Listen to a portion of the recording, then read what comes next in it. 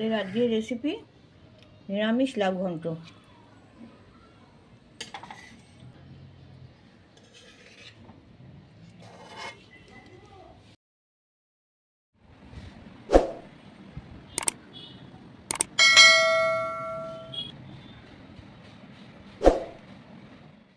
লাউ ঘন্ট করার জন্য আমি একটা কচি লাউয়ের আধখানা অংশ নিয়েছি। এটাকে পরিষ্কার করে ধুয়ে নিয়েছি। এই লাউটাকে আমি এবার কেটে নেব। প্রথমে মোটার দিকটা বাদ দিয়ে দেবো। এবার এটা মাছ বরাবর আমি এটা হাফ করে নিচ্ছি, কাটার সুবিধে হবে। এই দিকটাও কেটে দিচ্ছি। এবার এটা মাঝখান থেকে আমি একটু টুকরো করে নিচ্ছি। এই খোসাগুলো আমি একটু বটি দিয়ে কেটে নিচ্ছি। আপনারা ইচ্ছে করলে পিলার দিয়েও কাটতে পারেন। খোসাটা ছাড়িয়ে নিয়েছি। এবার এই যে মাঝের অংশটা, এটা এখানে বীজ থাকে, এই যে বীজ রয়েছে এগুলো, কিন্তু এই বীজগুলো খুব নরম। দেখুন নখ বসাচ্ছি আমি, এটা বসে যাচ্ছে। আর যদি পাকা বীজ হতো তাহলে এটাকে কেটে বাদ দিতে হতো, কিন্তু এটা খুব কচি বলে এই জন্য এটাকে আমি কেটে বাদ দেবো না। এটা এর সাথেই কুটে দেবো, এর সব শুদ্ধ গলে যাবে। এটাকে এইভাবে সরু সরু করে প্রথমে এরকম টানা দিয়ে কেটে নিতে হবে। এইভাবে ওভেনে কড়া বসিয়ে সাদা তেল দিয়ে নিচ্ছি 4 চামচ। কড়া তেল গরম হয়ে গেছে, এক মুঠো বড়ি ভেজে নিচ্ছি, মুসুর ডালের বড়ি।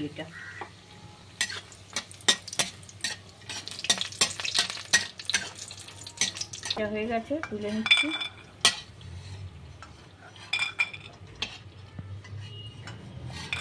দুটো আলু ডুমো করে কেটে রেখেছি, সেটা দিয়ে দিচ্ছি। মিডিয়াম সাইজের দুটো আলু। এটা 3 মিনিট মতন ভেজে নেবো, তাহলেই হয়ে যাবে। একটু লালচে রং ধরলেই তুলে নেবো। আলুগুলো ভাজা হয়ে গেছে, এগুলো তুলে নিচ্ছি। 3 মিনিট মতন ভাজলাম।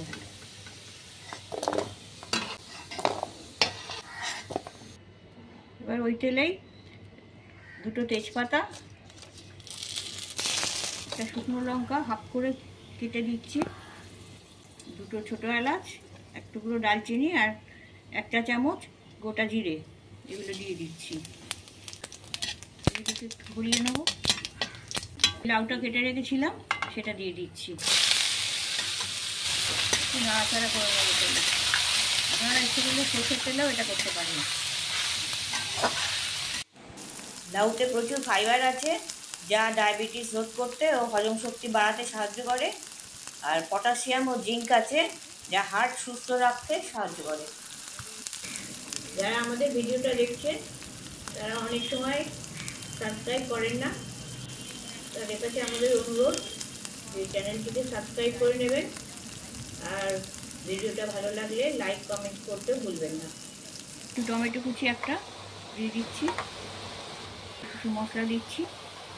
1 চা চামচ আদা বাটা, হাফ চা চামচ হলুদ, 1 চা চামচ ধনে গুঁড়ো, 1 চা চামচ জিরে গুঁড়ো, এগুলো দিয়ে দিচ্ছি। এটা আমি শুকনো লঙ্কাটা দিইনি, ওই যে একটা লঙ্কা ছিঁড়ে দিয়েছি তেলে, ওইটাই এটা একটু ঝাল এসে যাবে। এটা যেহেতু লাউ ঘন্ট একটু মিষ্টি মিষ্টি হয়, খুব বেশি ঝাল লাগে না। মিষ্টি পরিমাণটাও আপনারা ঠিক নিজেদের মতন করে স্বাদ অনুযায়ী দেবেন। এটা মিষ্টি বেশি কেউ খায়, আবার কেউ একটু কম খায়। এগুলো দিয়ে দিচ্ছি, দুটো কাঁচা লঙ্কা দিয়ে দিচ্ছি,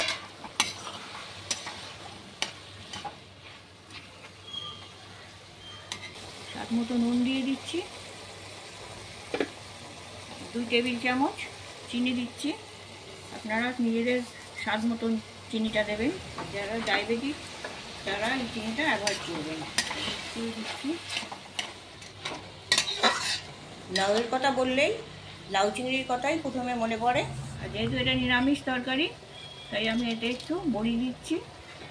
আর এই বড়ি ছাড়াও এতে কাঁচা ছোলা ভিজিয়ে দেওয়া যেতে পারে, সেটাও ভালো হবে খেতে।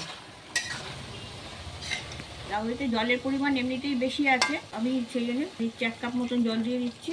আলুগুলো একটু সেদ্ধ হবে, একটু ঢাকা দিয়ে দিচ্ছি। ওভেনের আঁচটা আমি কমিয়ে দিচ্ছি। 5 মিনিট এটা রেখে দেবো। ঢাকনাটা খুলছি। তো চেক করে নিচ্ছি সব কিছু গুলে গেছে কিনা।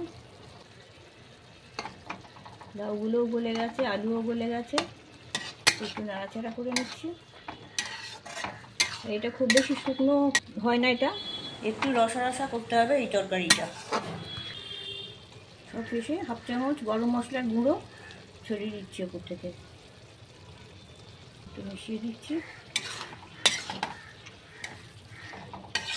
আমাদের নিরামিষ লাউ ঘন্ট তৈরি হয়ে গেছে।